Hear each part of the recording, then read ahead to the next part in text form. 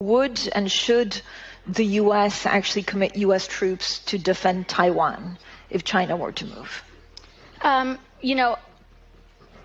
think that this is such a, I think that this is this is, of course, a very long-standing policy of the United States.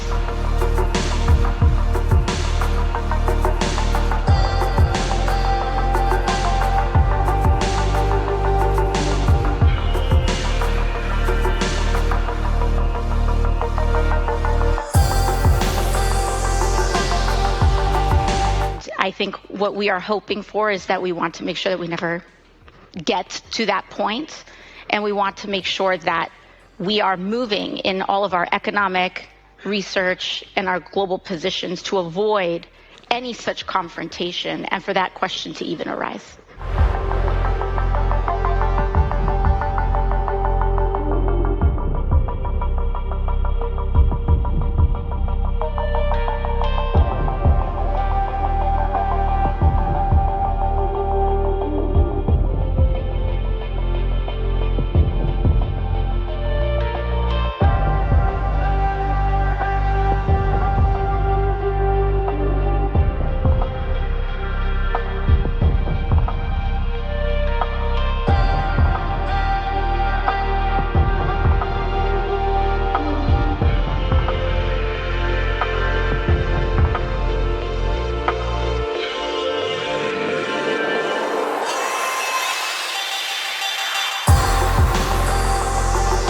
Well, I know here in Australia we have been occupied with the question of who is to lead the Liberal Party, but in the US there's another fight going on over who is going to lead the left.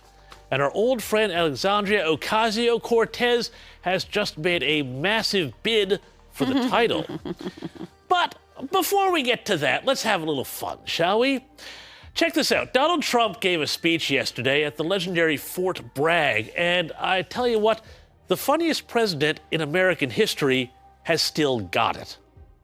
All of the equipment you need, we're also purchasing 30 new and modified Abrams tanks. Still the best tank, right? Still? It was named in honor of Stacey Abrams. Only a few very political people would understand that. Yes, remember Stacey Abrams, the election-denying Georgia Democrat who in 2018 lost the governor's race, but sued to get into the governor's mansion anyway? Well, very droll, Mr. President. By the way, the president's social media team is also very busy, still poking fun at of blue-haired Prius-driving lefties, while at the same time announcing the end to that rule that made automakers put that stupid auto stop feature in that turns your car off at the lights. Have a look.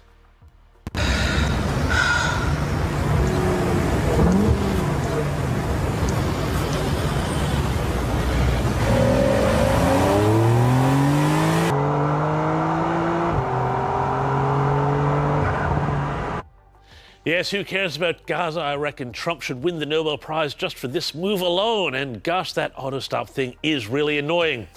But while the right is still having a laugh, the left is deadly serious about taking control of the U.S. political system at the 2028 election and imposing not your typical squishy center-left governance, but rather a quasi-Marxist, race-obsessed Democrat socialism on the United States.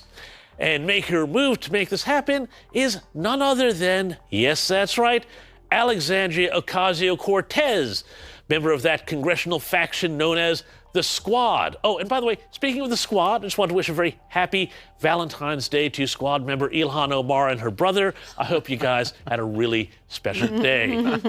But back to AOC. The Brooklyn Congresswoman has showed up, oddly enough, at, of all places, the Munich Security Conference and made a pitch for, well, what's the old saying? To burnish her foreign policy credentials. Well, how did she go? You be the judge. I think what we identify is that in a rules-based order, hypocrisy is vulnerability. And so I think what we are seeking is a return to a rules-based order that eliminates the hypocrisies around when too often in the West we'd look the other way for inconvenient populations to act out these paradoxes. Yeah, that word salad there, that was a lot more Kamala Harris than Henry Kissinger. But she wasn't done. She was also asked what the U.S. should do if China decides to jump Taiwan. Big, easy question. Should America commit troops to this fight for freedom? Would and should the U.S. actually commit U.S. troops to defend Taiwan if China were to move? I think that this is such a, I think that this is this is, of course, a very longstanding policy of the United States. And I think what we are hoping for is that we want to make sure that we never get to that point. Was anybody else out there remembering that great time Kamala Harris did the whole routine about how Russia is a big country and Ukraine is a small country? Well, that's it right there. I mean, if that was any more of a word salad, it would need croutons. Though, to be serious, it is quite something that Alexandria Ocasio-Cortez and indeed the entire left can accuse Trump of not standing up to dictators and then turn around and stumble over the question of whether the U.S. should defend a democracy against the greatest authoritarian power on earth. Seems pretty simple to me.